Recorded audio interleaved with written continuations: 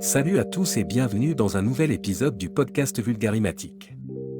Aujourd'hui, nous allons explorer le monde fascinant des bases de données, ces boîtes de rangement virtuelles qui stockent et organisent toutes sortes d'informations.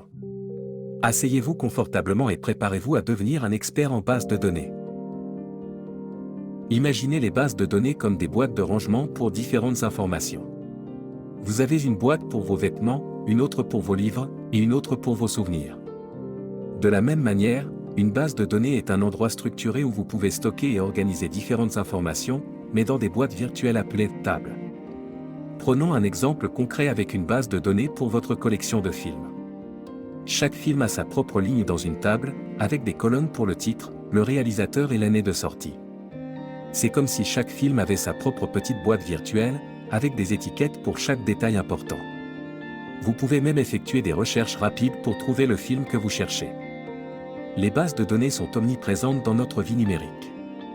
Elles sont utilisées dans les réseaux sociaux pour stocker les profils des utilisateurs, dans les sites de commerce en ligne pour conserver les informations sur les produits, et même dans les applications de réservation pour enregistrer les horaires et les disponibilités. En résumé, une base de données est comme un système de rangement organisé pour les informations. C'est un outil essentiel qui vous aide à stocker, organiser et retrouver facilement les informations dont vous avez besoin, un peu comme chercher un vêtement spécifique dans votre garde-robe. J'espère que cette analogie vous a aidé à mieux comprendre la technologie des bases de données. Elles sont vraiment les boîtes de rangement du monde numérique. Si cet épisode vous a aidé à mieux comprendre les bases de données, n'oubliez pas de vous abonner à Vulgarimatique et de partager ce podcast.